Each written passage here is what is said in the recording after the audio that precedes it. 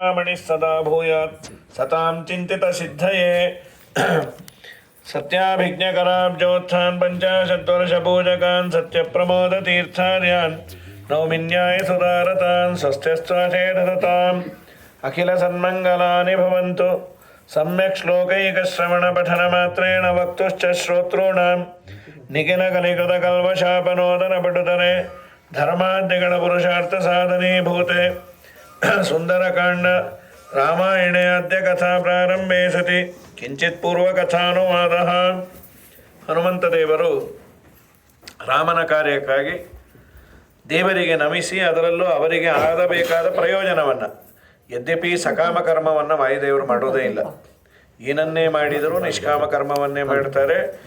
ಎಲ್ಲ ಕಡೆ ದೇವರನ್ನು ಕಾಣುವ ಮಹಾನುಭಾವರು. ಬಲವೀರ್ಯ ಮಹಾರ್ಣವಾಯ, ಬಲ ಹಾಗೂ ಪರಾಕ್ರಮಗಳ ದೊಡ್ಡ ಸಮುದ್ರ ಅಂತ ದೇವರನ್ನು ಕೊಂಡಾಡುವ ಅನಿವಾರ್ಯತೆ ಇಲ್ಲ. ಆದರೂ ನಮಗೆ ಒಂದು ಪಾಠವನ್ನು ಹೇಳಿಕೊಟ್ರು. ನಿನ್ನ ಬೇಕಾದ ಕೆಲಸ ಆಗಬೇಕಾದ್ರೆ ದೇವರ ಪೂಜೆಯನ್ನು ನಾನು ದಿನ ಮಾಡೋದೊಂದು ಬೇರೆ, ಸಪರೇಟಾಗಿ ಇಂಥದ್ದಾಗಬೇಕು ಅಂದರೆ ಅದನ್ನು ದೇವರಲ್ಲಿ ಪ್ರಾರ್ಥನೆ ಮಾಡಿ ಆ ಪದ್ಯ ಅದಕ್ಕೆ ಸಂಬಂಧಪಟ್ಟಂತಹ ಶ್ಲೋಕವೋ ಸ್ತೋತ್ರವೋ ಪಾರಾಯಣ ಮಾಡು. ದೇವರು ಸರ್ವಸಮರ್ಥ, ಅವನಿಗೆಲ್ಲ ಗೊತ್ತು, ನನಗೇನು ಮಾಡಬೇಕು ಅಂತೆಲ್ಲ ಗೊತ್ತಿದ್ದರೂ ಕೂಡ ಕಾಮ್ಯಕರ್ಮವನ್ನು ನಾವು ಮಾಡಬೇಕಾದರೆ ಅವನಲ್ಲಿ ರಿಕ್ವೆಷನ್ ಲೆಟರನ್ನು ನಾವು ಕೇಳಿದಾಗ ಅವನಿಗೆ ಗೊತ್ತಿದ್ದರೂ ಅದು ಅಭಿವ್ಯಕ್ತ ಮಾಡಬೇಕಾದ್ರೆ ದೇವರು ನಮ್ಮಿಂದ ಅವನ ಪ್ರೋಸೆಸ್ಸೇ ಹೀಗೆ ಇಟ್ಕೊಂಡ್ಯಾನೆ. ಸಜ್ಜನರಿಗೆ ಸಾತ್ವಿಕರಿಗೆ ಮೋಕ್ಷವನ್ನು ಸಾಧನೆ ಮಾಡಿಸಿ ಯಾಕೆ ಕೊಡಬೇಕು? ಹೀಗೆ ತೆಗೆದು ಆ ಕಡೆ ಇಟ್ಬಿಡ್ಬೋದಲ್ಲ, ಇಲ್ಲಿ ಹುಟ್ಟಿಸಿ ಮಾಡಿ ಅವನು ಸಾಧನೆ ಮಾಡಿ. ದೇವರ ವ್ಯವಸ್ಥೆಯೇ ಆಗಿದೆ, ನೀನು ಹೀಗೆ ಮಾಡಿದರೇನೆ ನನ್ನ ಹತ್ರ ಬರೋದು ಅಂತ. ಆದ ಮೇಲೆ ಭಗವಂತ ವಾಯುದೇವರು ಹಾರಿ ಲಂಕೆಯ ಮೇಲೆ ಬಂದು ನಿಂತ್ಯಾರ. ಭೂತ್ವಾ ಬೇಡಾಲ ಸಮಿತೋ ನಿಶಿತಂ ಪುರಿಂಚ ಪ್ರಾಪ್ಸ್ಯಂದರಶ ನಿಜ ರೂಪವತೀಂ ಸಲಂಕಾಂ. ಬೆಕ್ಕಿನಷ್ಟು ಸೈಜ್ ಆದರು, ಬೆಕ್ಕಾದರು ಅಂತಲ್ಲ, ಬೆಕ್ಕಿನಷ್ಟು ಸೈಜು. ದೊಡ್ಡ ರೂಪವನ್ನು ತೆಗೆದುಕೊಂಡವರು ಪುಟ್ಟ ರೂಪವನ್ನು ತೆಗೆದುಕೊಂಡು ಅಲ್ಲಿ ನಿಂತಿದ್ದಾರೆ. ಬೆಕ್ಕನ್ನು ಯಾಕೆ ಹೋಲಿಕೆ ಕೊಟ್ಟರು ಅನ್ನೋದಕ್ಕೆ ಸಾಮಾನ್ಯವಾಗಿ ಶಾಸ್ತ್ರದಲ್ಲಿ ಎರಡು ರೀತಿಯಿಂದ, ಬೆಕ್ಕು ಮಾರ್ಜಾರ, ಅದು ಇಂದ್ರಿಯಗಳಿಗೆ ಮಾರ್ಜಾರ ಅಂತ, ಮನಸ್ಸನ್ನು ಮೂಷಿಕ ಅಂತ, ಮುಷಸ್ಥೇಯ ಪುಟ್ಟ ಇಲಿ ಇದ್ದ ಹಾಗೆ. ಈ ಇಂದ್ರಿಯಗಳ ದ್ವಾರ ವ್ಯಾಪಾರವನ್ನು ಮನಸ್ಸು ಮಾಡಿಸತ್ತೆ. ಇದು ಆ ಇಲಿಗೆ ಹೊಂಚಾಗ್ತಾ ಇರುತ್ತೆ. ಅಂದರೆ ಇಟ್ ವಿಲ್ ವೆಯ್ಟ್. ಇಂದ್ರಿಯಗಳು ವಿಷಯಗಳನ್ನು ಗ್ರಹಣ ಮಾಡಬೇಕಾದ್ರೆ ಅದಕ್ಕೆ ಮನಸ್ಸಿನ ಕಾಂಟ್ಯಾಕ್ಟ್ ಬೇಕು. ಮನಸ್ಸು ಬೇರೆ ಕಡೆ ಇದ್ದರೆ ನಾವು ಎದುರಿಗೆ ವ್ಯಕ್ತಿಯನ್ನು ನೋಡಿದ್ರೂ ಜ್ಞಾನ ಆಗೋದಿಲ್ಲ. ಅದು ಪ್ರೋಸೆಸ್ ಇರೋದೇ ಹಾಗೆ. ಆತ್ಮ ಮನಸಾ ಸಂಯುಜ್ಯತೆ ಮನ ಇಂದ್ರಿಯೇಣ ಇಂದ್ರಿಯಂ ಅರ್ಥೇಣ. ಇದು ವೇದದಲ್ಲಿ ಹೇಳುವ ನಮಗೆ ಜ್ಞಾನ ಬರುವ ರೀತಿ. ಆತ್ಮ ಅಂದರೆ ಜೀವಾತ್ಮ, ಜೀವ ಚೈತನ್ಯ. ಮನಸಾ ಸಂಯುಜ್ಯತೆ, ಮನಸ್ಸಿಗೂ ಅವನಿಗೂ ಕಾಂಟ್ಯಾಕ್ಟ್ ಆಗುತ್ತೆ. ಮನಸ್ಸು ವಿಷಯ, ಮನಃ ಇಂದ್ರಿಯೇಣ, ಇಂದ್ರಿಯ ಅರ್ಥ ಪದಾರ್ಥ. ಇದೆಲ್ಲ ಫ್ರ್ಯಾಕ್ಷನ್ ಆಫ್ ಎ ಸೆಕೆಂಡಲ್ಲಿ ಆಗೋದು. ಇದೆಲ್ಲ ಒಂದೊಂದು ಗಂಟೆ ಪ್ರೋಸೆಸ್ ಏನಲ್ಲ, ಪಟ ಪಟ ಪಟ ಆಗ್ತಾ ಇರುತ್ತೆ. ಒಂದು ವೇಳೆ ನನ್ನ ಮನಸ್ಸು ಇನ್ನೆಲ್ಲೋ ಇದೆ, ನಾನು ಎದುರಿಗೆ ಇದನ್ನು ದೃಷ್ಟಾಂತವೂ ಕೊಡುತ್ತೆ ಉಪನಿಷತ್ತು. ಯಾರಾದರೂ ನನ್ನನ್ನು ಹಿಂದಿನಿಂದ ಮುಟ್ಟಿದರೂ ಅಲರ್ಟ್ ಆಗಿದ್ದರೆ ಮನಸ್ಸು, ನೀನೇ ಅಲ್ವಾ ಮುಟ್ಟಿದ್ದು ಅಂತೀವಿ. ನಿಜವಾಗಲೂ ವ್ಯಕ್ತಿಯನ್ನು ರೆಕಗ್ನೈಸ್ ಮಾಡೋದು ಚಕ್ಷುರೇಂದ್ರಿಯ, ಕಣ್ಣಿಂದ ನೋಡಿ ಹೇಳಬೇಕು. ಆದರೆ ಮನಸ್ಸು ಅಲರ್ಟ್ ಆಗಿದ್ದರೆ ಮುಟ್ಟಿದವನು ಯಾರು ಅಂತ ಗೊತ್ತಾಗತ್ತೆ. ಅದೇ ನನ್ನ ಮನಸ್ಸು ನೆಟ್ಟಗಿಲ್ಲ ಅಂದರೆ ಸೀದಾ ಹೋಗಿ ಡ್ಯಾಶ್ ಹೊಡಿತೀನಿ. ಏನ್ರಿ ಕಣ್ಣು ಕಾಣಲ್ವ ಅಂತಾರೆ. ಕಾಣತ್ತೆ ಸರ್, ಏನೋ ಹಾಳಾದ ಯೋಚನೆ ಮಾಡ್ತಾ ಇದ್ದೆ ಅಂತ. ಹಾಗಾದರೆ ಮನುಷ್ಯನ ಮನಸ್ಸು ಅದು ಇಲಿ ಇದ್ದಂತೆ, ಇಂದ್ರಿಯಗಳ ದ್ವಾರ. ಈ ಬೆಕ್ಕು ಇಂದ್ರಿಯಗಳ ದ್ವಾರ ವ್ಯಾಪಾರವನ್ನು ಮಾಡುತ್ತೆ. ವೈದೇವರು ಬಿಡಾಲ ಬೆಕ್ಕಿನ ರೂಪ ತಗೊಂಡು ಹೋದರೆ ಎಲ್ಲ ಇಂದ್ರಿಯಗಳಿಗೆ ತ್ರಾಣವನ್ನು ಕೊಡೋರೆ ಮುಖ್ಯ ಪ್ರಾಣದೇವರು. ಪ್ರಾಣ ಅಂತ ಇಂದ್ರಿಯಗಳಿಗೂ ಕರೀತಾರೆ. ಪುಟ್ಟ ರೂಪವನ್ನು ತೆಗೆದುಕೊಂಡ್ಯಾರ. ಆದ ಮೇಲೆ ಅಲ್ಲೇನಾಯಿತು, ಒಬ್ಬಳು ಲಂಕಾವನಾಯ ಸಕಲಸ್ಯ ಚ ನಿಗ್ರಹೇಸ್ಯ, ಅವಳು ಲಂಕೆಯನ್ನು ರಕ್ಷಣೆ ಮಾಡಲಿಕ್ಕೆ ಇದ್ದ ಒಬ್ಬ ದೇವತೆ. ಅವಳ ಕಾಂಟ್ಯಾಕ್ಟ್ ಆಯಿತು. ಯಾರು ನೀನು? ನಾನು ಈ ರೀತಿ ಲಂಕೆಯಲ್ಲಿ ಹೋಗಬೇಕು, ಲಂಕೆ ಒಳಗೆ ಇಲ್ಲಿ ಬಂದವನ್ನೆಲ್ಲ ಬಿಡ್ಲಿಕ್ಕೆ ಆಗಲ್ಲ, ಇದು ಮರ್ಯಾದೆಯಿಂದ ನೀನು ವಾಪಸ್ ಹೋಗು. ಇಲ್ಲಿ ಒಳಗೆ ಹೋಗಬೇಕು ಅಂದರೆ ಏನು ಮಾಡಬೇಕು ಅಂದರು, ಪಾಸ್ ತೊಗೊಂಬರ್ಬೇಕು. ಒಳಗೆ ಹೋಗಿ ತೊಗೊಂಬರಲ್ಲ ಅಂದರು. ಒಳಗೆ ಹೋದ್ಮೇಲೆ ಪಾಸ್ ತರ್ತಿ ಯಾಕೆ? ಒಳಗೆ ಹೋಗ್ಲಿಕ್ಕೆ ಪಾಸ್ ಬೇಕು. ಅಲ್ಲಮ್ಮ ನೋಡು, ಈಗ ಪಾಸನ್ನ ಹೊರಗೆ ಕೊಡಲ್ಲ, ಒಳಗೆ ನೀ ಬರಲ್ಲ. ಇದು ಅನ್ಯೋನ್ಯ ಆಶ್ರಯ. ಹುಚ್ಚು ಬಿಡದವ್ರತ ಮದುವೆ ಆಗಲ್ಲ, ಮದುವೆ ಆದವ್ರತ ಹುಚ್ಚು ಬಿಡಲ್ಲ ಅಂತ. ನೀನು ಒಳಗೆ ಬಿಟ್ಟರೆ ನಾನು ಪಾಸನ್ನು ತೊಗೊಂಬರ್ತೇನೆ, ಇಲ್ಲ ನಾನು ಸರ್ವಥ ಬಿಡೋದಿಲ್ಲ. ಆಗ ಹನುಮಂತ ದೇವರಂದರು, ನಾನು ಹೆಣ್ಣು ಮಕ್ಕಳಿಗೆ ಹೊಡಿಬಾರದು ಅಂತ ನನ್ನದೊಂದು ನಿಯಮ. ಹೊಡೆಸ್ಕೊಳ್ಳೇಬೇಕು ಅಂತ ನಿನ್ನ ಸಂಕಲ್ಪ ಆದರೆ 2 ಕೊಡ್ತೇನೆ. ಮರ್ಯಾದೆಯಿಂದ ಬಿಡ್ತೀಯೋ, ನನ್ನಿಂದ ಏಟು ತಿಂದೇ ಬಿಡ್ತೀಯೋ? ಇಲ್ಲ ನಾವು ಬಿಡಲ್ಲ, ನಾವು ಏನು ಮಹಾ ಸಮರ್ಥರೆ ಅಂಥೇಳಿ, ಸರಿ ಸ್ವಮುಷ್ಟಿ ಪಿಷ್ಟಾಂ ತಯಾ ಅನುಮತ ಏವ ವಿವೇಶ ಲಂಕಾಂ ಅಂತಾರೆ. ಚೆನ್ನಾಗಿ ಚಚ್ಚಿಟ್ಬಿಟ್ರು. ಕೊಲ್ಲಿಲ್ಲ, ಮೈಕೈ ಹಣ್ಣಾಗೋಯ್ತು. ಏನಮ್ಮ ಒಳಗೆ ಹೋಗ್ಬೋದಾ? ಏನಾದರೂ ಮಾಡ್ಕೋಪ್ಪ ಅಂದವಳು. ಬೇಕಾಗಿತ್ತಾ ಇದು? ಮರ್ಯಾದೆಯಿಂದ ಬಿಟ್ಟಿದ್ರೆ, ನನ್ನನ್ನು ಸುಮ್ಮನೆ ತಡೆದ್ರೆ ಹೀಗೆ ಮಾಡೋದು. ಆಗ ಅವಳು ಹೇಳಿದ್ಲು, ಬ್ರಹ್ಮದೇವರು ಒಂದು ವರ ಕೊಟ್ಟಿದ್ದರು, ಯಾವತ್ತು ಒಂದು ಕಪಿ ಬಂದು ನಿನ್ನನ್ನು ಹೊಡೆಯತ್ತೆ ಅವತ್ತು ನಿಮ್ಮ ಲಂಕೆಯ ನಾಶಕ್ಕೆ ಅದು ನಾಂದಿ ಅಂತ. ಲಂಕಾನಾಶ ಆಗುತ್ತೋ ಏನೋ. ಸರಿ, ಅದಾದ ಮೇಲೆ ಮಾರ್ಗಮಾಣೋ ಬಹಿಶ್ಚಾಂತಃ ಸೋಶೋಕ ವನಿಕಾತಲೆ ದದನ ಶಶಿಂಶುಪ ವೃಕ್ಷ ಮೂಲ ಸ್ಥಿತ ರಮಾಕೃತಿಂ ನಿಜರೂಪವತೀಂ ಸಲಂಕಾಂ ಅಂತ ಲಂಕೆಯನ್ನು ನೋಡಿದ್ರು. ಲಂಕೆ ತುಂಬ ಚೆನ್ನಾಗಿತ್ತು ಅಂತ ವಾಲ್ಮೀಕಿ ಋಷಿಗಳು ಒಂದು 3-4 ಅಧ್ಯಾಯ ಲಂಕೆಯನ್ನು ವರ್ಣನೆ ಮಾಡ್ತಾರೆ. ತುಂಬ ಅದ್ಭುತವಾಗಿತ್ತು. ಸರಿ, ಇದಾದ ಮೇಲೆ ಏನು ಮಾಡೋದು? ನಾನು ಸೀತೆಯನ್ನು ಹುಡುಕ್ಲಿಕ್ಕಲ್ವ ಬಂದಿರೋದು, ಅದನ್ನು ಮಾಡ್ತೇನೆ ಅಂಥೇಳಿ ಅವರೇನು ಮಾಡಿದರು, ಲಂಕೆಯಲ್ಲೆಲ್ಲ ಹುಡುಕಿದ್ರಂತೆ. ವಾಸ್ತವಿಕವಾಗಿ ಕರೆಕ್ಟ್ ಅಡ್ರೆಸ್ಸನ್ನು ಹೇಳಿದಾನವನು. ಇಂಥ ಕಡೆ ಅಶೋಕವನದಲ್ಲಿ ಒಂದು ಮರದ ಕೆಳಗೆ ಒಬ್ಬ ಹೆಣ್ಣು ಇದ್ದಾಳೆ, ಅವಳು ನೀನು ಹೇಳಿದ ಲಕ್ಷಣದಿಂದ ಕೂಡಿದಾಳೆ ಅಂತ. ಫಸ್ಟ್ ಅಲ್ಲಿಗೆ ಹೋಗಬೇಕು. ಅಲ್ಲಿ ಸಿಗಲಿಲ್ಲ ಅಂದರೆ ಮೇ ಬಿ ಅವರು ತಪ್ಪು ಅಡ್ರೆಸ್ ಕೊಟ್ಟಿರಬೇಕು ಅಂತ ಆಗ ವಿಚಾರ ಮಾಡಬೇಕು. ಅದು ಬಿಟ್ಬಿಟ್ಟು ಯಾರೋ ತಮ್ಮನೇ ಅಡ್ರೆಸ್ ಕೊಟ್ಟಿರ್ತಾರೆ. ಫಸ್ಟ್ ಮೈನು 10th ಕ್ರಾಸು, ಫಸ್ಟ್ ಮೈನಿಗೆ ಬಂದು 10th ಕ್ರಾಸಿಗೆ ಮೊದಲು ಹೊಟ್ಟೋಬೇಕು. ಅದು ಬಿಟ್ಬಿಟ್ಟು 1ನೇ ಕ್ರಾಸಿಂದ ಹುಡುಕೊಂಡು ಹೋಗಿ ನೋಡೋಣ ಅವ್ರು ಯಾಕೆ ಕನ್ಫ್ಯೂಸ್ ಮಾಡ್ಕೊಂಡಿರಬಾರ್ದು ಅಂತ 10ನೇ ಕ್ರಾಸಿಗೆ ಬಂದು ಅವನು 4-5 ಗಂಟೆ ಸುಸ್ತಾಯ್ತಪ್ಪ ನಿಮ್ಮ ಮನೆ ಹುಡುಕೋದು. ಯಾಕೆ? ನಾವು ಅಡ್ರೆಸ್ ಕೊಟ್ಟಿದ್ದು, ನೀವು ಕೊಟ್ಟಿದ್ರಿ, ಬಟ್ ನನಗೇನು ಗೊತ್ತಾ, ಸ್ವಲ್ಪ ಬುದ್ಧಿವಂತ ನಾನು.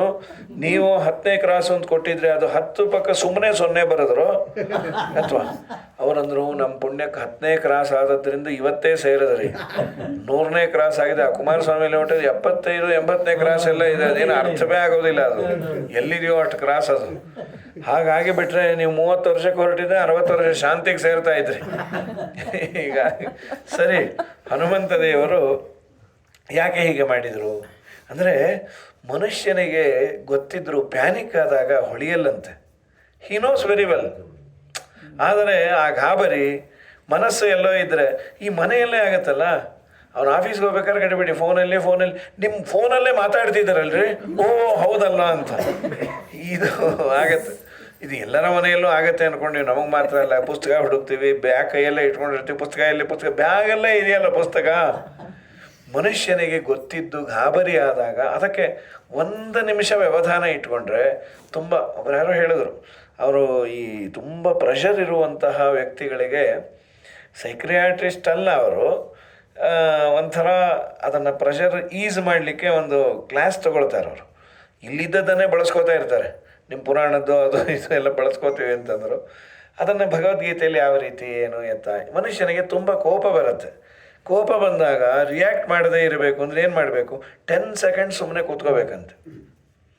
10 ಸೆಕೆಂಡ್ಸಲ್ಲೇ ಎಲ್ಲ ಅನರ್ಥ ಆಗೋದು.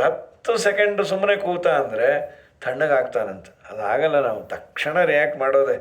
ಅದು ಯಾವುದೋ ಒಬ್ಬ ವ್ಯಕ್ತಿಯ ಹೆಸರು ಹೇಳಿದ್ರು, ಅವನು 13 ಸೆಕೆಂಡ್ ಆದಮೇಲೆ ಮಾತಾಡೋದಂತೆ. ನೀವು ಏನೇ ಕೇಳ್ರಿ, ಊಟ ಆಯಿತಾ, ಟೆನ್ಷನ್ನಲ್ಲ, ಊಟ ಆಯಿತಾ ಈಗ ಅಂತಾನೆ. 13 ಸೆಕೆಂಡ್ ಆದಮೇಲೆ ಆಯಿತು ಅಂತಾನೆ. ಅಂದರೆ ಅವನು ತುಂಬ ಎತ್ತರಕ್ಕೆ ಬೆಳೆದೇನಂತೆ. ಅವನ ಹೆಸರೇನೋ ಮರ್ತೋಯ್ತು ನನಗೆ. ಈ 20-25 ವರ್ಷದ ಕೆಳಗೆ ಅವನಿಗೊಂದು ಕನಸಿತ್ತು.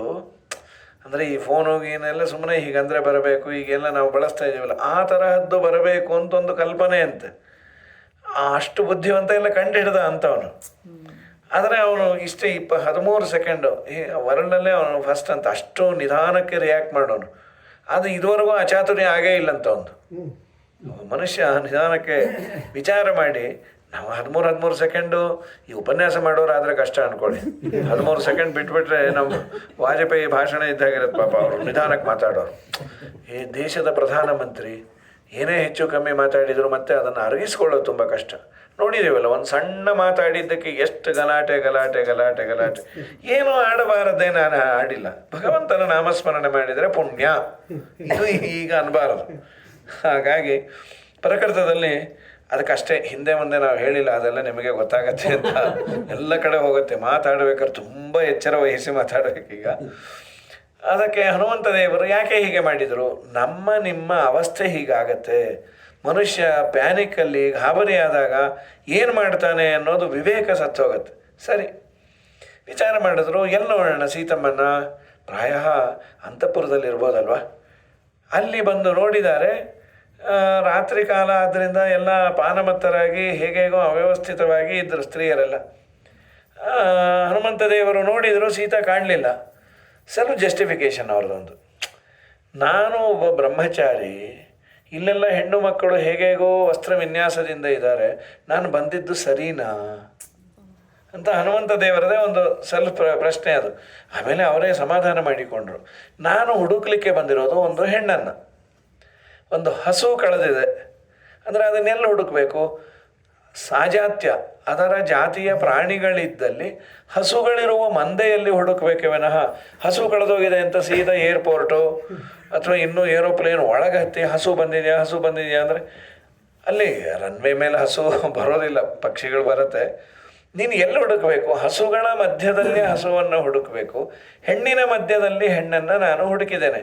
ಹೌದು, ಬೇರೆ ಹೆಣ್ಣನ್ನೆಲ್ಲ ನೋಡಿದ್ನಲ್ಲ, ನನಗೆ ದೋಷ ಬಂದಿಲ್ಲ. ಕಾರಣ ಏನು ಗೊತ್ತಾ? ದೋಷ ಬರಲಿಕ್ಕೆ ಪ್ರಧಾನ ಕಾರಣ ಮನಸ್ಸು ಏನಾದರೂ ವ್ಯತ್ಯಾಸ ಆದರೆ.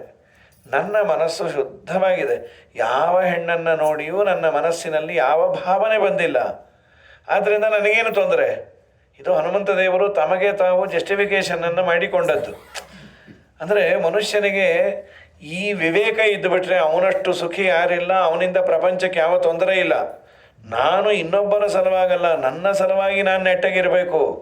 ಯಾರೋ ನೋಡ್ತಾ ಇದ್ದಾರೆ, ಯಾವುದೋ CC ಕ್ಯಾಮ್ರಾ ಇದೆ, ಆಗ ಮಾತ್ರ ನಾನು ಸಭ್ಯನಾಗಿರ್ತೇನೆ, ಆಮೇಲೆ ಮಾಡಬಾರದೆಲ್ಲ ಮಾಡ್ತೇನೆ ಅಂದರೆ ಅದು ಸರಿಯಲ್ಲ. ನನಗೆ ನಾನು ಉತ್ತರ ಕೊಟ್ಕೋಬೇಕು, ಅದಕ್ಕಾಗಿ ನಾನು ಸರಿ ಇರಬೇಕು. ಚಾಣಕ್ಯ ಈ ಮಾತನ್ನು ಹೇಳಿದಂತೆ. ಅವನು ಚಾಣಕ್ಯನ ಚಾಣಕ್ಯನ ಬ್ರಾಹ್ಮಣ್ಯ, ಅವನಿಗಿದ್ದ ದೀಕ್ಷೆ, ನವನಂದನನ್ನೆಲ್ಲ ನಾಶ ಮಾಡಿ ಗುಪ್ತ ಡೈನಾಸ್ಟಿಯನ್ನು ಶುರು ಮಾಡಿದ. ಚಂದ್ರಗುಪ್ತ ಮೌರ್ಯನನ್ನು ಸಿಂಹಾಸನದ ಮೇಲೆ ಕೂಡಿಸಿದವನು ಅವನು ಯಾರು? ಇವನ ಆ ಕಾಲದಲ್ಲೇ ಚಾಣಕ್ಯನ ಬಗ್ಗೆ ಬಹಳ ಹೆಮ್ಮೆಯಿಂದ ಎಲ್ಲ ಹೇಳಿಕೊಡೋರು, ತುಂಬ ಬುದ್ಧಿವಂತ ಬ್ರಾಹ್ಮಣ ಅಂತ. ಯಾರೋ ಒಬ್ಬ ಫಾರಿನರು ಇವನನ್ನು ಭೇಟಿಯಾಗಬೇಕು ಅಂತ ಬಂದಿಯಾನೆ. ಅರಮನೆಯ ಪಕ್ಕನೇ ಇನ್ನೊಂದು ಭಾರಿ ದೊಡ್ಡ ಬಿಲ್ಡಿಂಗ್ ಇತ್ತು, ಅದೇ ಇರುತ್ತೆ ಇವನ ಮನೆ ಮಂತ್ರಿ ಇದು ಅಂತ. ಇಲ್ಲಿ ಚಾಣಕ್ಯ ಯಾರು? ಅವರು ಈ ದೇಶದ ಪ್ರಧಾನಮಂತ್ರಿ, ಎಲ್ಲಿರ್ತಾರೆ? ಅವರು ಇಲ್ಲಿ ಯಾಕಿರ್ತಾರೆ ಅಂದರು. ಅಲ್ಲ, ಅವರು ಪ್ರಧಾನಮಂತ್ರಿ, ಅವರು ನದಿ ತೀರದಲ್ಲಿ ಸಣ್ಣ ಗುಡಿಸಲು ಕಟ್ಕೊಂಡಿದ್ದಾರೆ. ಇವನಿಗೆ ಆಶ್ಚರ್ಯ ಆಯ್ತು, ಅದೇನಾ ಅವ್ರ ಮನೆ? ಅಷ್ಟೇ, ಅವ್ರ ಕೆಲಸ ಇದ್ದಾಗ ಸಲಹೆ ಕೊಟ್ಟು ಅವ್ರ ಪಾಡಿಗೆ ಅವ್ರು ಹೋಗ್ತಾರೆ. ಅವ್ರು ಹಿಂದೆಂದು ಒಂದು ರಾತ್ರಿ ಇದುವರೆಗೂ ಅರಮನೆಯಲ್ಲಿ ಮಲಗಿಲ್ಲ ಅಂದರು ಅವರು. ಸರಿ, ಇವನು ಬಂದ, ನದಿ ತೀರಕ್ಕೆ ಬಂದ. ನದಿ ತೀರದಲ್ಲಿ ಒಂದು 6-8 ಜನ ಹುಡುಗರ ಜೊತೆಯಲ್ಲಿ ಒಬ್ಬ ಸ್ನಾನ ಮಾಡ್ತಾ ಇದ್ದ. ಅವ್ರನ್ನ ಕೇಳ್ದ, ಇಲ್ಲಿ ಚಾಣಕ್ಯ ಅವ್ರ ಮನೆ ಏನಾದರೂ ಗೊತ್ತಾ? ಅಲ್ಲಿದೆ ನೋಡಿ ಅಂತ ತೋರಿಸಿದ್ರು ಅವರು ದೊಡ್ಡವರು. ಒಳಗೆ ಹೋಗ್ತಾನೆ, ಯಾರಿಲ್ಲ ಮನೆಯೊಳಗೆ. ಸರಿ, ಇವರೇ ನಡ್ಕೊಂಡು ಬಂದ್ರೆ ಎಲ್ಲರೂ ವಿದ್ಯಾರ್ಥಿಗಳ ಜೊತೆ. ಇಲ್ಲಿ ಚಾಣಕ್ಯ ಯಾರು ಅಂತ. ನಾನೇ ಅಂದ.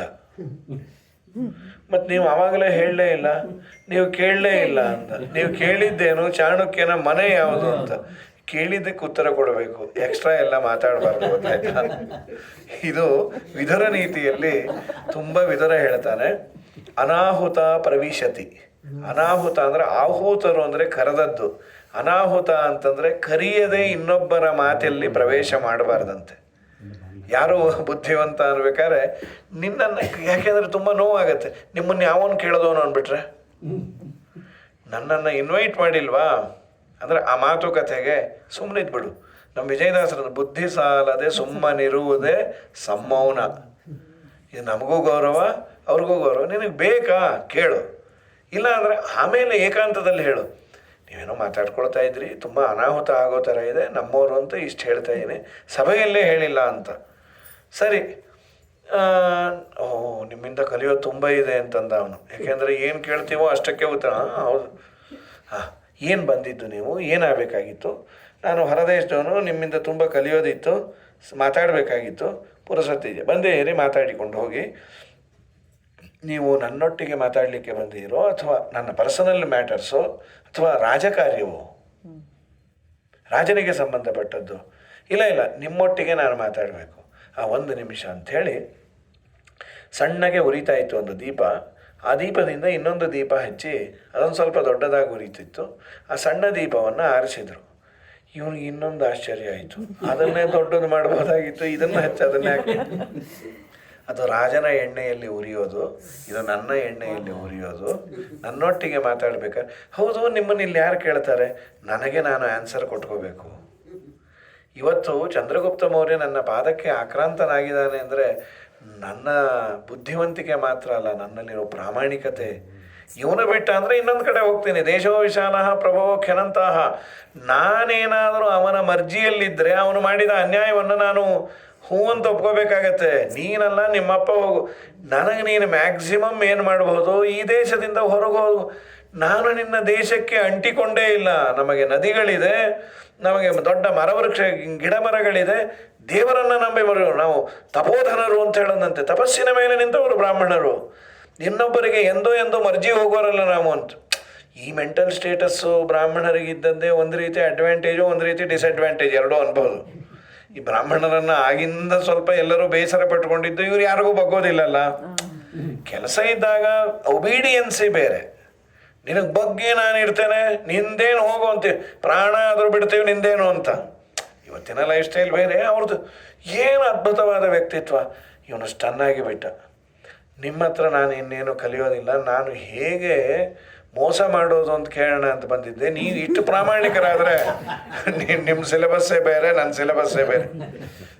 ತಥ್ಯಾಂಶ ಏನು ಅಂದರೆ, ಈ ತರಹದ ಉಪವಾಸ ಇದ್ದಾದರೂ ಸಾಯ್ತೇವೆ, ಅಪ್ರಾಮಾಣಿಕರಾಗಿ ಬದುಕೋದಿಲ್ಲ ಅನ್ನೋದು ನನಗೆ ನಾನು ಉತ್ತರ ಕೊಟ್ಕೋಬೇಕು. ನನ್ನ ಸಾಕ್ಷಿ ಅಂತಿರತ್ತಲ್ಲ, ಇವತ್ತು ಅದು ಸತ್ತೋಗಿದೆ. ಹಣಕ್ಕಾಗಿ ಯಾವ ಸಾಕ್ಷಿ ಎಲ್ಲಿದೆಯೋ ಅದು ಇಂದ. ಯಾಕೆಂದರೆ ಶಾಸ್ತ್ರದಲ್ಲಿ ಸಾಕ್ಷಿ ಅನ್ನೋದು ಜೀವ ಚೈತನ್ಯವನ್ನು ಸಾಕ್ಷಿ ಅಂತ ಕರೀತಾರೆ. ಮಧ್ವಾಚಾರ್ಯರು ಕೊಟ್ಟಂತಹ ಸಿದ್ಧಾಂತದ ಒಂದು ದೊಡ್ಡ ಕೊಡುಗೆ ಅಂದರೆ ಪ್ರಾಮಾಣ್ಯಂ ಸ್ವತಃ ಅಂತ ಒಂದು ಕಾನ್ಸೆಪ್ಟ್. ಒಬ್ಬ ವ್ಯಕ್ತಿಗೆ ಒಂದು ಪದಾರ್ಥದ ಜ್ಞಾನ ಆಗತ್ತೆ. ಇದು ಗಂಟೆ ಅಂತ ಜ್ಞಾನ ಆಯಿತು. ಗಂಟೆನೇ ಅಂತ ನಿರ್ಧಾರ ಆಗೋದು ಹೇಗೆ? ಯಾರಾದರೂ ಹೇಳ್ತಾರೆ, ಸರ್ ಅದು ಗಂಟೆನೇ ಅಂತ. ಹಾಗೆ ಸಂವಾದದಿಂದ, ಇನ್ನೊಬ್ಬರು ಹೇಳಿದ್ದರಿಂದ ನಿನಗೆ ಗಟ್ಟಿ ಆಯಿತು ಅಥವಾ ನಿನಗೆ ಗಟ್ಟಿ ಆಯಿತಾ ಅಂದರೆ, ಜೀವ ಚೈತನ್ಯಕ್ಕೆ ದೇವರು ಕೊಟ್ಟಿರುವ ಶಕ್ತಿ ಏನು ಅಂದರೆ, ಜ್ಞಾನ ಆಗುವುದರ ಜೊತೆಯಲ್ಲೇ ಅದರ ಪ್ರಾಮಾಣ್ಯವೂ ಸಿದ್ಧ ಆಗತ್ತೆ. ಜ್ಞಾನಗ್ರಾಹಕ ಮಾತ್ರ ಗ್ರಾಹ್ಯತ್ವಂ ಅಂತ ಕರೀತಾರೆ. ಒಂದು ವೇಳೆ ಅದು ಅಪ್ರಮಾಣವಾಗಿದ್ದರೆ, ಕಪ್ಪೆ ಚಿಪ್ಪನ್ನು ನೋಡಿ ಬೆಳ್ಳಿ ಅಂತ ನಾವು ತಿಳಿದಾಗ ಅಲ್ಲಿ ಬೆಳ್ಳಿ ಇಲ್ಲ. ಬೆಳ್ಳಿ ಇಲ್ಲದ ಸ್ಥಳದಲ್ಲಿ ಬೆಳ್ಳಿ ಅಂತ ತಿಳಿದವಲ್ಲ, ಆಗ ಈ ಸಾಕ್ಷಿ ಮೋಸ ಮಾಡ್ತಲ್ಲ, ಅದು ಸಾಕ್ಷಿವರೆಗೂ ಹೋಗಿರೋದಿಲ್ಲ ಅಂತಾರೆ. ಯತ್ ಕ್ವಚಿತ್ ವ್ಯಭಿಚಾರಸ್ಯ ದರ್ಶನ ಮಾನಸಂಹಿತತೆ. ಮನಸ್ಸಿನವರೆಗೂ ಹೋಗಿರುತ್ತದು, ಮನಸ್ಸು ಫಿಲ್ಟರ್ ಮಾಡಿ ಕಳಿಸತ್ತೆ. ಇನ್ ಜನರಲ್ ಸತಪ್ರಮಾಣ ಅಂತ ದೊಡ್ಡ ಕಾನ್ಸೆಪ್ಟ್ ಅದು. ಅದರ ಬಗ್ಗೆ ಎಲ್ಲ ಚರ್ಚೆ ತುಂಬ ಚೆನ್ನಾಗಿದೆ. ಹಾಗಾಗಿ ಪ್ರಾಮಾಣ್ಯಂ ಸ್ವತಃ ಅಂತ ನಮಗೆ ಜಗತ್ತಿನಲ್ಲಿ ವಿಶ್ವಾಸ. ಈಗ ಸಹಜ ಅಲ್ವಾ, ಯಾರದೋ ಮನೆಗೆ ಹೋಗ್ತೇವೆ, ಏನೋ ಆಫರ್ ಮಾಡ್ತಾರೆ, ನಿಮಗೆ ಕಾಫಿನೋ ಟೀನೋ, ಒಂದು ವಿಶ್ವಾಸ ಇದೆ, ವಿಶ್ವಾಸದ ಮೇಲೆ ನಿಂತಿದ್ದೀವಿ. ಆ ಕಾಫಿಯಲ್ಲೋ ಟೀನಲ್ಲೋ ವಿಷ ಹಾಕಿಲ್ಲ ಅನ್ನೋ ವಿಶ್ವಾಸ ಇದೆ. ಇಲ್ಲ ಅಂದರೆ ಕುಡಿಯೋದು ಹೇಗೆ, ಟೆಸ್ಟ್ ಮಾಡಲಿಕ್ಕಾಗತ್ತಾ? ಈ ಹೈ ಲೆವೆಲ್ ಇರೋ ಮೋದಿಗೆ ನಾವೆಲ್ಲ ಕಾಫಿ ಆಫರ್ ಮಾಡಲಿಕ್ಕಾಗಲ್ಲ. ಮೊದಲು ಇನ್ಯಾರೋ ಕುಡಿದು ಮಾಡಿ, ಇದರಲ್ಲಿ ವಿಷ ಇದೆಯಾ, ಎಷ್ಟು % ಇದೆ, ತಕ್ಷಣ ಹೋಗ್ತು, ಇವೆಲ್ಲ ಇದೆ. ನಾವು ನೀವು ಆಮ್ ಆದ್ಮಿ ಹಾಗಲ್ಲಲ್ಲ. ಮನೆಯಲ್ಲಿ ಊಟ ಮಾಡ್ತೇವೆ, ತಿಂಡಿ ಮಾಡ್ತೇವೆ, ಯಾಕೆ? ಏನೂ ಹಾಕಿಲ್ಲ ಅನ್ನೋ ವಿಶ್ವಾಸ ಇದೆ. ಕೆಲವೊಮ್ಮೆ ವ್ಯತ್ಯಾಸವಾಗ್ಬೋದು. ಹಾಗಾದರೆ ಪ್ರಾಮಾಣ್ಯಂ ಸ್ವತಃ ಅಂತ ಜ್ಞಾನವನ್ನು ಗ್ರಹಣ ಮಾಡುವ ಸಾಕ್ಷಿ ಅಂದರೆ ಜೀವಚೈತನ್ಯ ಸಹಜವಾಗಿ ಅದು ನಂಬತ್ತೆ. ಕೆಲವೊಮ್ಮೆ ಮೋಸ ಹೋದ್ವಿ ಅನ್ಕೋತೀವಿ, ಅದು ಮನಸ್ಸಿನವರೆಗೂ. ಹನುಮಂತ ದೇವರು ಹೇಳೋದೇನು ಅಂತಂದರೆ, ನನ್ನ ಮನಸ್ಸು ಏನಾಗಿಲ್ಲಲ್ಲ, ದೇವರಿಗೂ ನಮಗೂ ಇರೋದು ಮೆಂಟಲ್ ಗೇಮ್ ಅದು. ಮನಸ್ಸು ಹಾಳಾಯಿತು ಅಂತಾದರೆ ಪಾಪ ಬಂತು ಅಂತ. ಏನನ್ನು ನೋಡಿದರೂ ಮನಸ್ಸು ಏನು ವಿಚಲಿತವಾಗಿಲ್ಲ ಅಂತಾದರೆ ನಾನು ಯಾರಿಗೂ ಇಲ್ಲೇನು ಜಸ್ಟಿಫಿಕೇಶನ್ ಕೊಡೋದು ಬೇಕಾಗಿಲ್ಲ. ಯಾರಿಗೂ ಗೊತ್ತಿಲ್ಲ, ಅವರು ಕುಡಿದ ಮತ್ತಿನಲ್ಲಿ ಯಾರು ಬಂದಿದ್ದಾರೆ ಯಾರು ಬಿಟ್ಟಿದ್ದಾರೆ ಗೊತ್ತಿಲ್ಲ ಅವರಿಗೆ. ಆದರೆ ನಾನು ಸರಿ ಇದೇನಾ? ಎಸ್, ಐ ಆಮ್ ಓಕೆ, ಸರಿ. ಮಂಡೋದರಿಯನ್ನು ನೋಡಿದ್ರಂತೆ. ಮಂಡೋದರಿಯನ್ನು ನೋಡಿ ಅನ್ಯಾಯ, ಇನ್ನು ನನ್ನ ರಾಮನಿಗೆ ನಾ ಏನು ಹೇಳಬೇಕು? ಯಾಕೆ ಅಂದರು, ಸೀತಮ್ಮ ಕೈ ಕೊಟ್ಬಿಟ್ಲು, ರಾವಣನಿಗೆ ವಶ ಆಗಿಬಿಟ್ಟಾಳೆ ಅಂತ ಅಂದ್ಕೊಂಡ್ರಂತೆ. ಸ್ವಲ್ಪ ಹೊತ್ತು ಹೀಗೆಲ್ಲ ಮಾಡಿದ ಮೇಲೆ ಆಮೇಲೆ ಅಂದ್ಕೊಂಡ್ರು, ಸರಿಯಾಗಿ ಗಮನಿಸಿ ನೋಡೋಣ, ನನ್ನ ರಾಮನೂ ಒಳ್ಳೆಯವನು, ಸೀತಮ್ಮನೂ ಒಳ್ಳೆಯವಳು. ಕಾಲು ನೋಡಿದಾಗ ಕಾಲಲ್ಲಿ ಕಾಗೆಯ ರೇಖೆ ಇತ್ತಂತೆ. ಇಲ್ಲ, ನಮ್ಮ ಸೀತಮ್ಮನ ಲಕ್ಷಣ ಪಾದದಲ್ಲಿ ಪದ್ಮರೇಖೆ ಇರುತ್ತೆ, ಯಾವುದೋ ಕಾಗೆ ರೇಖೆ ಇದೆ ಅಂದರೆ ಸೀತಮ್ಮ ಅಲ್ಲ. ನೋಡಿದ್ರು ಮಂಡೋದರಿ. ಅಯ್ಯಯ್ಯೋ, ಎಂಥ ಕೆಲಸ ಆಯಿತು. ಇದ್ಯಾಕೆ ಮಾಡಿದರು? ವಾಯುದೇವರದು ಯಥಾರ್ಥ ಜ್ಞಾನ ಅಲ್ವಾ, ಇದು ನಮ್ಮ ಸಲುವಾಗಿ ಒಂದು ಪಾಠ ಹೇಳಿಕೊಟ್ರು ಅಂತ. ಏನು? ಒಂದು ಹೆಣ್ಣಿನ ಬಗ್ಗೆ ನೀನು ಇಲ್ಲ ಸಲ್ಲದ ಆರೋಪವನ್ನು ಮಾಡಿದರೆ ಎಷ್ಟು ಪ್ರಾಯಶ್ಚಿತ್ತ ಮಾಡ್ಕೋಬೇಕು ಗೊತ್ತಾ ಅಣ್ಣ ಅಂದರು. ಗೊತ್ತಿಲ್ಲ, ಬಾಯಿಗೆ ಬಂದದ್ದು ಆಡಿದರೆ 6 ಕೋಟಿ ಗೋದಾನ ಮಾಡಬೇಕಂತ. ಅಂದುಕೊಂಡ ಮಾತಿಗೆ 6 ಕೋಟಿ ಗೋವುದಾನ, ಚಂದದಿಂದ ಮಾಡಿ ಹನುಮ ಕೈಯ ಮುಗಿದನು. ಆಡಿದ ಮಾತಿಗೆ 6 ಕೋಟಿ ಗೋವುದಾನ, ಚಂದದಿಂದ ಮಾಡಿ ಹನುಮ ಕೈಯ ಮುಗಿದನು. 12 ಕೋಟಿ ಗೋದಾನ. ಇದು ವಾದರಾಜ ಸ್ವಾಮಿಗಳಂತಾರೆ, ಇದು ಹನುಮಂತ ದೇವರಿಗೆ ಯಾವ ದೋಷವೂ ಇಲ್ಲ, ಅವರು ಏನೋ ಎಂದೂ ತಪ್ಪಾಗಿ ತಿಳಿಯೋದಿಲ್ಲ. ಆದರೆ ನಾವು ಹೀಗೆ ಇನ್ನೊಂದು ಹೆಣ್ಣಿನ ಬಗ್ಗೆ ಬಾಯಿಗೆ ಬಂದದ್ದು ಮಾತಾಡಿದರೆ ಗೊತ್ತಿಲ್ಲದೆ, ಗೊತ್ತಿದ್ರೂ ಆಡೋಕ್ಕೆ ನಮಗೇನು ಸಿಲೆಬಸ್ ಅಲ್ಲ, ಗೊತ್ತಿದ್ರೆ ಆಡ್ಕೋಬೋದ, ಅದಕ್ಕೆ ನಾನು ನೀಟಾಗಿ ತಿಳ್ಕೊಂಡೇ ಮಾತಾಡ್ತೇನೆ ಅಂತ. ಏನು ಬೇಡ, ನಿನಗೆ ದೇವರು ಹೇಳಿರೋದು ಯಾರ್ಯಾರು ಹೇಗಿದ್ದಾರೆ ಅಂತ ನೋಡು, ಅಲ್ಲ ನಿನ್ನನ್ನು ನೀ ತಿದ್ದುಕೋ ಅಂತಾನೆ ಇರೋದು.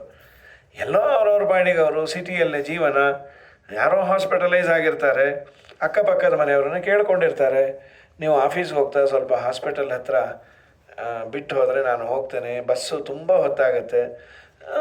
ಸೊಸೈಟಿಗೆ ಹೆಲ್ಪ್ ಮಾಡುವಂತಹ ನೇಚರು ಇರೋರು ಇರ್ತಾರೆ, ಯಾಕೆ ಹಾಸ್ಪಿಟಲ್ಗೆ ಬಿಟ್ಟು ಹೋಗ್ತೀನಿ ಬನ್ನಿ, ಏನು ಯೋಚನೆ ಮಾಡಬೇಡಿ, ಅಷ್ಟಾದರೂ ಸೇವೆ ಮಾಡುವ, ನಮಗೆ ರಜೆ ಹಾಕಿ ನೋಡ್ಕೊಳ್ಳಿಕ್ಕಾಗಲ್ಲ, ಬಿಟ್ಟು ಹೋಗ್ತಾರೆ.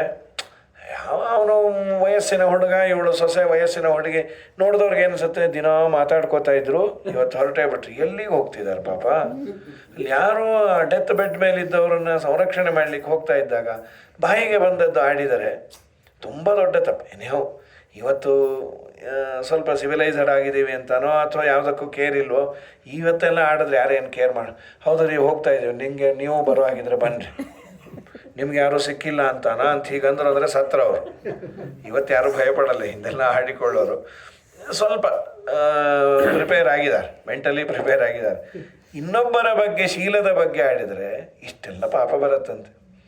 ಗೋದಾನವನ್ನು ನಮ್ಮದೇನು ಹಣೆ ಬರ, ಗೋದಾನ ಮಾಡಬೇಕಾದ್ರೆ ಆ ಆಚಾರ ಮೇಲೆ ಡೌಟ್ ಪಡ್ತೀವಿ, ಮತ್ತೆ ಅಲ್ಲೊಂದು ಪ್ರಾಯಶ್ಚಿತ್ತ ಮಾಡ್ಕೋಬೇಕು. ಹೀಗಾಗಿ ಎಂದು ಇನ್ನೊಬ್ಬರ ಬಗ್ಗೆ ಹೀಗೆ ಆಡಬೇಡಿ ಅನ್ನೋದಕ್ಕೆ ಮಾಡೆಲಿಂಗ್ ಮಾಡಿದ್ದಾರೆ. ಸರಿ, ಅದಾದ ಮೇಲೆ ಸೀದಾ ಅಲ್ಲಿಗೆ ಬಂದರು, ಅಶೋಕವನಕ್ಕೆ. ಆ ಹೊತ್ತಿಗೆ ಒಂದು ಘಟನೆ ನಡೀತಾ ಇದೆ. ಹನುಮಂತ ದೇವರು ಬಂದಾಗ ರಾಮನ ತಲೆಯ ತರಹದ ಒಂದು ತಲೆಯನ್ನು ಮಾಡಿ ತೋರಿಸಿ ರಾವಣ ಹೆದರಿಸ್ತಾನೆ, ನಿಮ್ಮ ರಾಮ ಸತ್ತೋದ ನೋಡೋ ಅವನ ತಲೆ.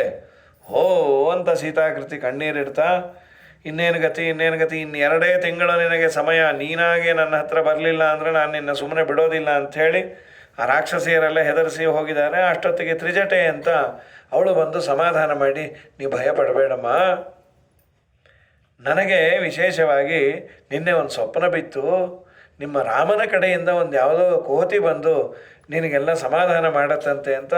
ಇದು ಹನುಮಂತ ಬರೋ ಮುಂಚೆನೇ ಮೊನ್ನೆ ಒಂದು ವಾಟ್ಸಾಪ್ ಬಂದಿತ್ತು, ತುಂಬ ಚೆನ್ನಾಗಿತ್ತು ಮೆಸೇಜು.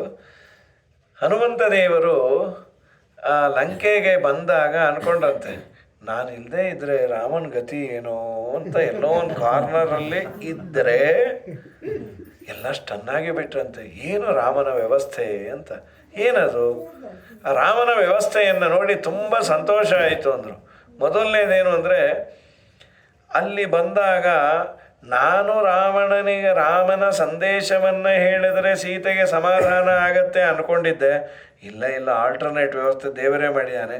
ತ್ರಿಜಟೆ ನಾನು ಬರೋದನ್ನು ಮುಂಚೆನೇ ಇನ್ಫಾರ್ಮ್ ಮಾಡೋ ಥರ ಅವಳಿಗೆ ಸ್ವಪ್ನದಲ್ಲಿ ದೇವರ ಒಂದು ವ್ಯವಸ್ಥೆ. ಈ ಥರ ಬರುತ್ತೆ ನಿನಗೆ, ಅವಳು ಸಮಾಧಾನ ಅಲ್ದು. ಸೊ ನನ್ನಿಂದಾನೇ ಆಗತ್ತೆ ಅನ್ನೋದು ಅಲ್ಲಿಂದ ರೋಲ್ಡ್ ಔಟ್ ಹನುಮಂತ ದೇವರು ಅಂದ್ಕೊಂಡು.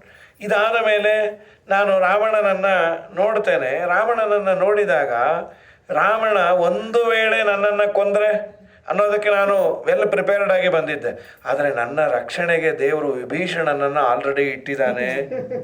ಕೊಲ್ತೇನೆ ಅಂತ ರಾವಣ ಹೋದಾಗ ನೋ ಕೊಲ್ಲಬೇಡ, ಅವನಿಗೆ ಪ್ರೇರಣೆ ಮಾಡಿ ನನ್ನನ್ನು ಕೊಲ್ಲದೇ ಇರೋದಕ್ಕೆ ರೆಮಿಡಿಯನ್ನು ದೇವರ ವ್ಯವಸ್ಥೆ ಆಲ್ರೆಡಿ ಇದೆ, ನಾನು ಮಾಡದೆ ಅನ್ನೋ ಅಂಶವನ್ನು ನೀನು ಬಿಡು ಅಂತ.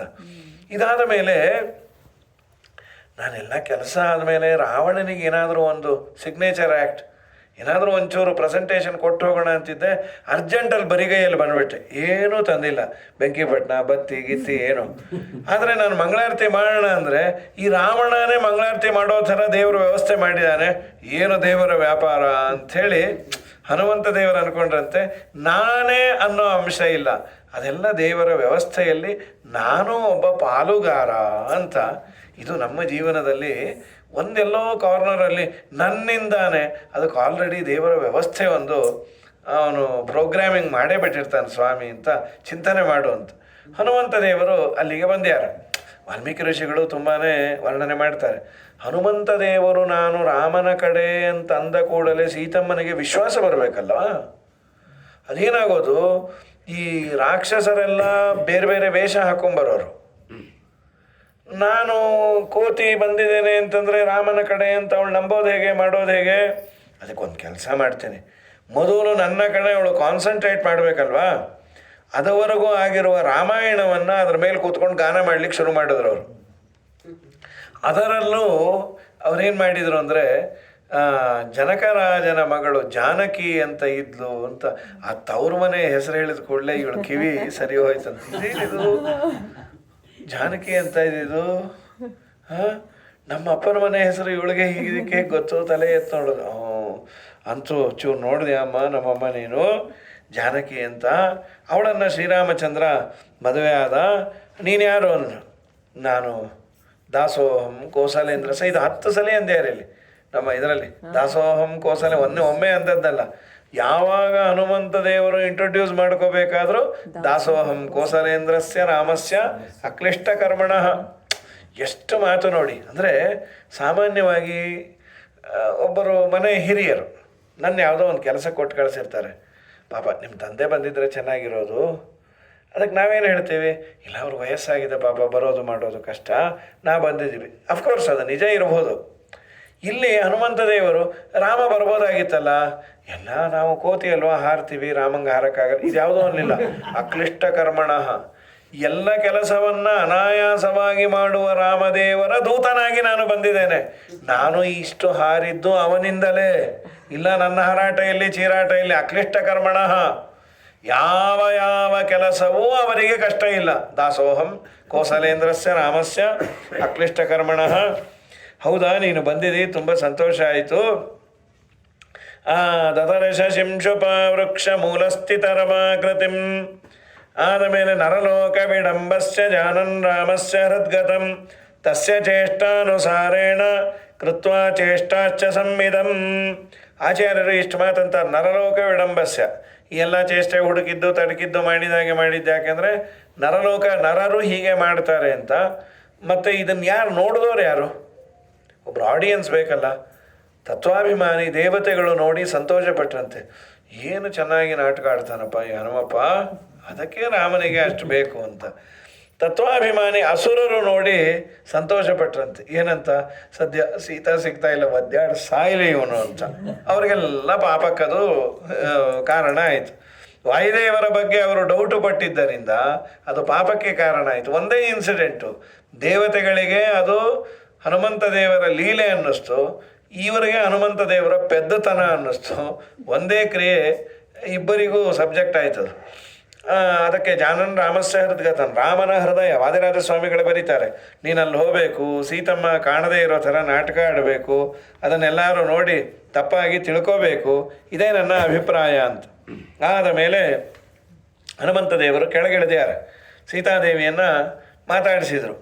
ಅಮ್ಮ, ನಾನು ರಾಮನ ಕಡೆಯಿಂದ ಬಂದೇನೆ, ಎಲ್ಲ ನಾನು ಸುಳ್ಳು ಅದನ್ನು ನಂಬಲ್ಲ ಮಾಡಲ್ಲ.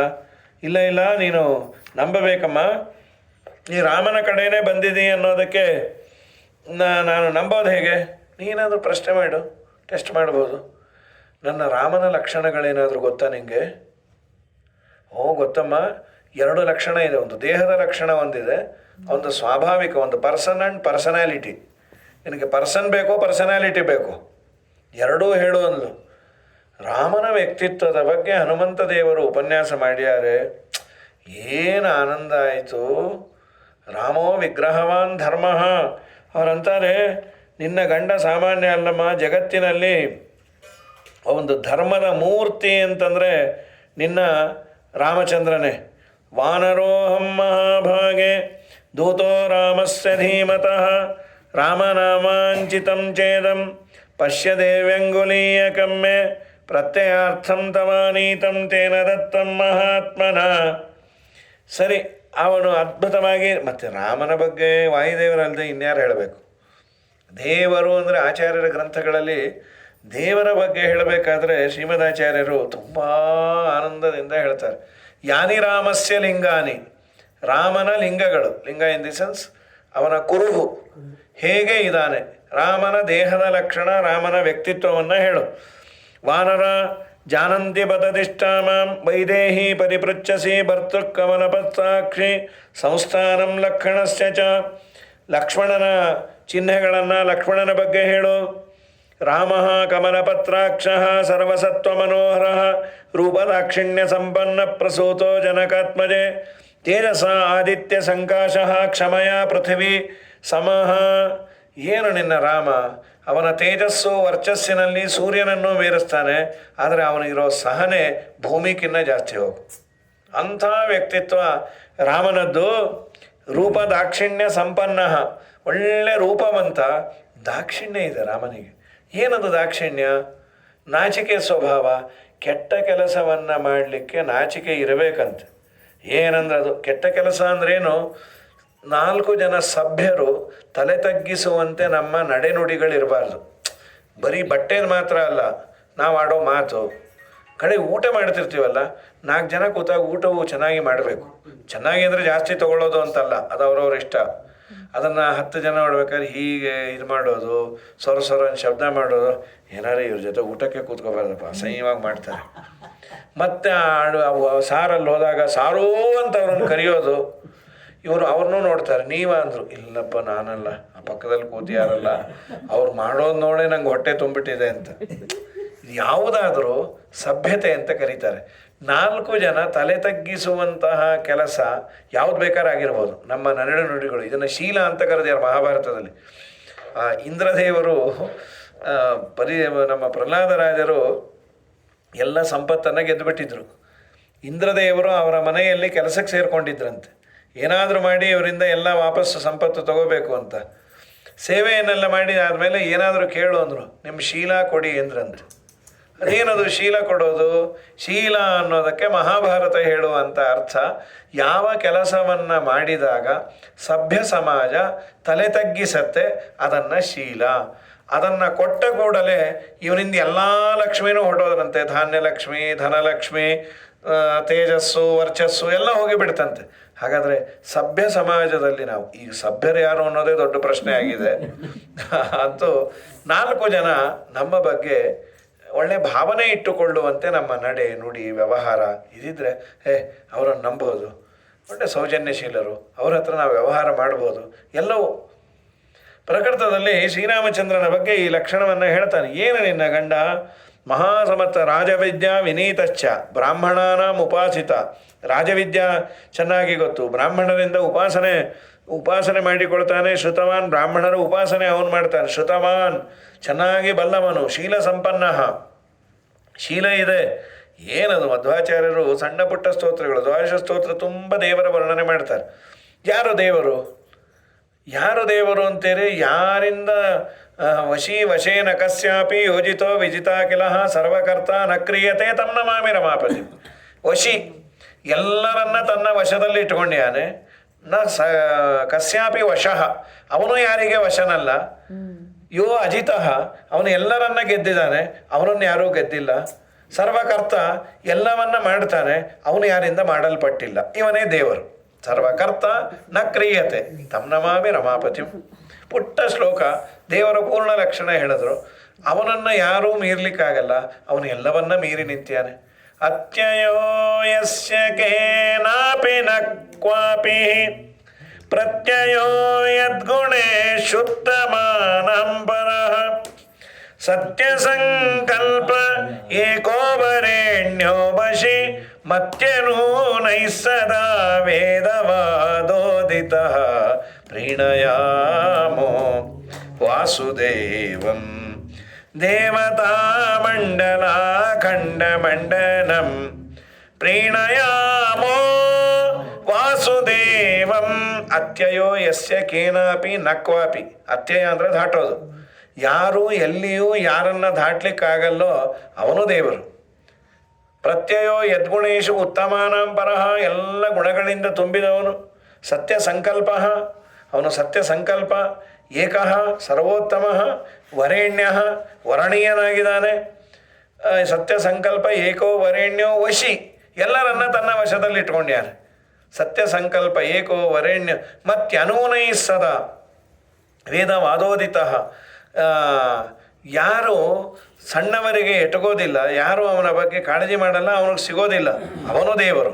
ಅಂಥ ದೇವರನ್ನು ಒಲಿಸಿಕೊಳ್ಳುವ ಅಂತ. ಹಾಗಾಗಿ ಚೆನ್ನಾಗಿ ರಾಮನ ಲಕ್ಷಣವನ್ನು, ಒಂದು ಅವನ ವ್ಯಕ್ತಿತ್ವವನ್ನು, ಇನ್ನೊಂದು ಅವನ ಫಿಸಿಕಲ್ ಪರ್ಸನಾಲಿಟಿಯನ್ನು ವರ್ಣನೆ ಮಾಡಿದಾಗ ತುಂಬ ಆನಂದ ಆಯಿತು. ಹೌದು, ಏನಾಯಿತು? ನೀನು ಬರಲಿಕ್ಕೆ ಹೇಗೆ ಆಯಿತು? ನೀನು ಯಾರು? ರಾಮನೊಟ್ಟಿಗೆ ಇರಲಿಲ್ಲಲ್ಲ ನಾವು ಅರಣ್ಯಕ್ಕೆ ಬಂದಾಗ. ಸುಗ್ರೀವ ಸಚಿವಂ ದೇವಿ ಬುದ್ಧಸ್ವಪವನಾತ್ಮಜಂ ಕುಶಲೀ ತವ ಕಾಕುಸ್ಥಃ ಸರ್ವಶಸ್ತ್ರಭೃತಾಂಬರಃ. ನಾನು ಸುಗ್ರೀವನ ಸಚಿವ, ನಿನ್ನ ಗಂಡ ಕಾಕುಸ್ಥ, ಚೆನ್ನಾಗಿ ನಾನು ಕಾಕುಸ್ಥ ವಂಶದಲ್ಲಿ ಬಂದವನು. ನಾನು ನಿಮ್ಮ ಯಜಮಾನರು ಹುಡುಕಿಕೊಂಡು ಬರ್ತಾಯಿದ್ರು, ಆಗ ನನಗೆ ಭೇಟಿಯಾಯಿತು. ತಸ್ಯಾಹಂ ಹರಿಣ ಕ್ಷೇತ್ರೇ ಜಾತೋ ವಾತೇನ ಮೈಥಿಲಿ. ನನ್ನ ಬಗ್ಗೆನೂ ಹೇಳ್ತೀನಿ ನೋಡು, ನಾನು ಹನುಮಾನಿತಿ ವಿಖ್ಯಾತ, ಹನುಮಂತ ಅಂತ ನನ್ನನ್ನು ಕರೀತಾರಮ್ಮ. ನಾನು ರಾಮನ ದೂತನಾಗಿ ಈಗ ಬಂದೀನಿ ಸುಗ್ರೀವನ ಕಡೆಯಿಂದ. ರಾಮನಿಗೆ ನಿನ್ನದೇ ಯೋಚನೆ ಎಲ್ಲ ಚೆನ್ನಾಗಿದೆ. ಅವಳು ಅಳ್ತಾ ಕೂತ್ಬಿಟ್ಲು. ನನ್ನಿಂದ ನನ್ನ ಗಂಡನಿಗೆ ಇಷ್ಟೆಲ್ಲ ಆಯಿತಾ? ಚಾರು ತದ್ವಚನಂ ತಸ್ಯಾಸ್ತಾಮ್ರ ಶುಕ್ಲಾಯತೆ ಕ್ಷಣಂ. ನೀನು ಎಂಥ ಮಾತು ಹೇಳಿದೆಯೋ, ಒಳ್ಳೆ ಅಮೃತವನ್ನು ಕೊಟ್ಟು ಚೂರು ವಿಷ ಬೆರೆತಿದೆ ಅಂದಾಗಾಯಿತು. ನಮ್ಮ ರಾಮ ಚೆನ್ನಾಗಿದ್ದಾನೆ, ದುಃಖದಲ್ಲಿದ್ದಾನೆ, ಅದು ನನ್ನಿಂದ ಅಂತ. ಅಮ್ಮ ಇಲ್ಲೇ ದುಃಖ, ಇಲ್ಲೇ ಸುಮ್ಮನೆ ದುಃಖದ ನಾಟಕ ಆಡ್ತಾ ಇದ್ದಾನೆ, ನಿನ್ನ ಗಂಡಂಗೆ ಇಲ್ಲಿ ದುಃಖ. ಏನಾದರೂ ಕೊಟ್ಟಿಯಾರ? ಒಂದು ಉಂಗುರವನ್ನು ತೋರಿಸಿದ್ರು. ರಾಮಚಂದ್ರ ಉಂಗುರವನ್ನು ಕೊಟ್ಟಿದ್ದ. ಆ ಉಂಗುರವನ್ನು ನೋಡೋ ಕಾಲಕ್ಕೆ ಪ್ರತ್ಯಯಾರ್ಥಂ ತಮಾನೀತಂ ತೇನ ದತ್ತಂ ಮಹಾತ್ಮನ ಸಮಾಶ್ವಸಿ ಭದ್ರಂತೆ ಕ್ಷೀಣ ದುಃಖ. ನೋಡು, ಇದೇ ರಾಮ ಕೊಟ್ಟಿದ್ದು. ಇದನ್ನು ಹೇಳಬೇಕಾದ್ರೆ ನಮ್ಮ ಇವರು ಚೆನ್ನಾಗಿ ಹೇಳೋರು. ಧಾರವಾಡದಲ್ಲಿದ್ದರಲ್ಲ, ಅಲ್ಲ ಜಾಲಿಹಾಳ ಆಚಾರ ಒಂದು, ಈ ಅಯ್ಯಂಗಾರೊಬ್ಬರು ಪ್ರೊಫೆಸರ್ ಕೆ ಎಸ್ ನಾರಾಯಣಾಚಾರ್ಯ, ಅವರು ಕೆ ಎಸ್ ನಾರಾಯಣಾಚಾರ್ಯ ಹೇಳೋರು. ಅವ್ರು ಹೇಳಿದರು, ಸೀತೆ ಆ ಉಂಗುರವನ್ನು ಕೊಡು ಅಂತ ಕೇಳದಂತೆ. ಹನುಮಂತ ಅಂದ, ಅಮ್ಮ ದಯಮಾಡಿ ಹಾಗೆ ಕೇಳಬೇಡೆ. ಮತ್ತೇನು, ಜಗತ್ತಿಗೆ ಅನ್ನ ಹಾಕುವ ಕೈ ಲಕ್ಷ್ಮೀಪತಿಯ ಕೈ, ಅದು ಯಾವತ್ತೂ ಹೀಗಿರಬಾರ್ದಮ್ಮ, ಅದು ಹೀಗೇ ಇರಬೇಕೆ. ಮತ್ತು ನಾನು ಹೀಗೆ ಇಟ್ಕೋತೀನಿ, ಅದನ್ನು ನೀನೇ ತಗೋ. ಅಂದರೆ ಇದು ನಮಗೊಂದು ದೊಡ್ಡವರು ನಮ್ಮ ಮನೆಗೇನು ಸ್ವಾಮಿಗಳು ಬಂದಿದ್ದರು, ಯಾವುದೋ ಮನೆಯಲ್ಲಿ ಶಾಲಿಗ್ರಾಮ ನೋಡಿದ್ರು. ಅದು ನೋಡಿದ ಕೂಡಲೇ ಚೆನ್ನಾಗಿದೆ ತಗೊಳ್ಳ, ಅವಶ್ಯ ಸ್ವಾಮಿ, ಒಂದು ವಾರ ಪೂಜೆ ಮಾಡಿಕೊಡಿ ಅನ್ನಬೇಕು. ಅದು ಬಿಟ್ಟುಬಿಟ್ಟು ತಗೊಳ್ಳ ಅಂದರೆ ನೀವು ರಾಮದೇವ್ರು ಕೊಡ್ತೀರಾ ಅಂದರೆ ಅಂದರೆ ದೊಡ್ಡವರು ಮನೆಯಲ್ಲಿ ಕೇಳಿದಾಗ ಅವಶ್ಯ ನಿಮ್ಮದೇ ಇದು ಅಂತ ಹೇಳಬೇಕಂತೆ. ಯಾವುದೇ ಪದಾರ್ಥ ಅಥವಾ ಬೇಡ, ಸ್ವಾಮಿಗಳು ಬೇಡ, ನಮ್ಮ ಮನೆಗಳಲ್ಲೇ ನಮ್ಮ ಹಿರಿಯರು ಏನಾದರೂ ಕೇಳಿದಾಗ, ಏಕಾದಶಸ್ಕಂದ ಭಾಗವತ ತಾತ್ಪರ್ಯದಲ್ಲಿ ಆಚಾರ್ಯರು ಮನಃಶುದ್ಧಿ ಅನ್ನೋ ಒಂದು ಟರ್ಮನ್ನು ತೊಗೊಂಡ್ಯಾರ. ಏನು ಅದ್ಭುತವಾದ ಮಾತು ಹೇಳಿದ್ದಾರೆ ಅಂದರೆ, ನಾವು ಮನಃಶುದ್ಧಿ ಅಂದರೆ